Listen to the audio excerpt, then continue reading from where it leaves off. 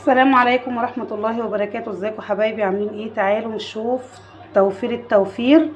الرغيف بره عامل 30 جنيه ويا ريته بالمنظر اللي انتوا شايفينه الجميل ده. تعالوا، عملت من كمية كيلو كبدة، عملت يعني دول اهم 3 رغيفة كده. الرغيف اقل من بره، اقل من ده من بره ب30. طيب ادي كده قولوا 90 جنيه. لو انا عايزة بقى اجيب بس 3 واحنا عددنا 5 يبقى هنعدي. انا جبت من كيلو كبده عامل 110 وشويه حبشتكنات بسيطه كده، ودبرت يومي وعديت يومي. يا رب وارحمنا برحمتك يا رب بالايام اللي احنا فيها دي. يلا تعالوا يا حبايبي نشوف الحلقه اتعملت ازاي. السلام عليكم ورحمه الله وبركاته. السلام عليكم ورحمه الله وبركاته. ازيكم حبايبي؟ عاملين ايه؟ حيرة اكل والله. قلنا كده نجيب كيلو كبده على السريع ونقطع كميه الفلفل الحلوه اللي انتوا شايفينها دي، فلفل الوان على فلفل حار. فصصنا ده توم كده حلوه معاكم. يلا بينا نشوف هنعمل ايه. معانا جريل كده سخناه جامد على النار، ونزلنا بكميه زيت كده محترمه زي ما انتوا شايفين زي ما انتوا شايفين كده. الطاسه بتاعتنا وليكاد هتحترق، لازم الزيت كده يسخن جامد ونعمل بسم الله كده. شايفين الطاسه دي؟ صدمه دي، هي دي الصدمه اللي احنا عايزينها عشان الكبده بتاعتنا ما تنزلش ميتها. ونبدأ كده نوزعها كده في الطاسة او الجريل بتاعنا، نفردها كده علشان خاطر ما تنزلش ميتها، ما تقعديش تقلبي فيها كتير. زي ما انتوا شايفين كده بدأنا اهو نفردها كلها كده في الجريل بتاعنا.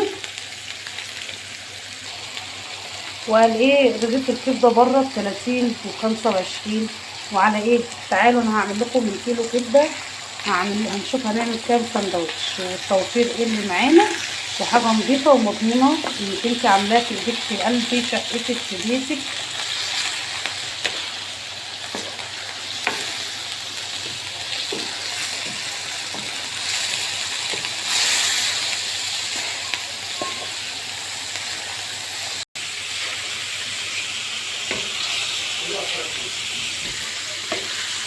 شايفين ما شاء الله عشان انا سخنت الجريل بتاعي مش منزله ميه ازاي.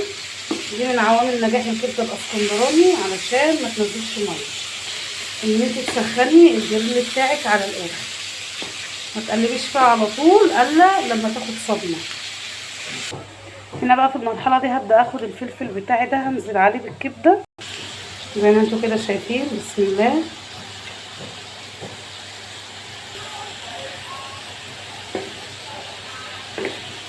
زي ما انتوا شايفين كده حبايب قلبي، والله ودي كبده مستورده والله يا قلبي. انت ايه هنعمل ايه؟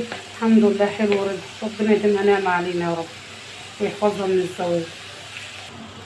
هنا يا حبايبي هبدا انزل بالطومه بتاعتي علشان انا مش عايزاها متحمره، عايزه فيها ريحه كده تكون فيها قويه.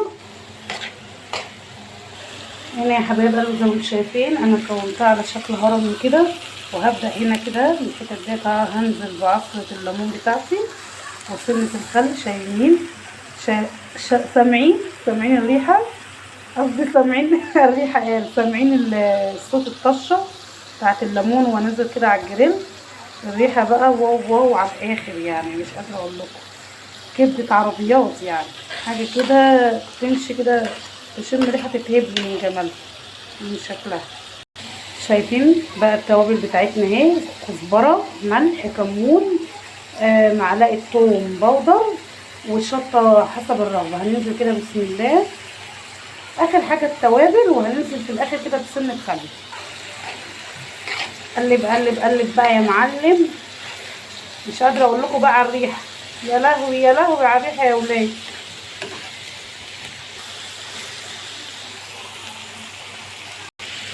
سامعين الصوت؟ هنا بقى نبدا كده ايه ننزل بسنه خل. الصوت الخل بيطلع لها صوت وريحه رهيبه.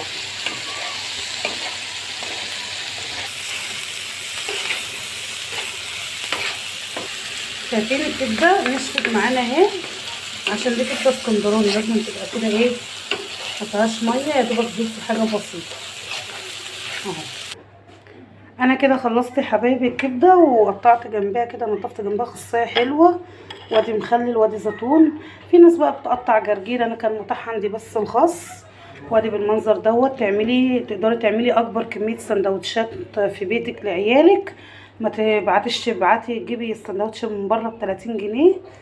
وفري ودبري على قد ما تقدري. السلام عليكم ورحمة الله وبركاته. دمتم في حفظ الرحمن.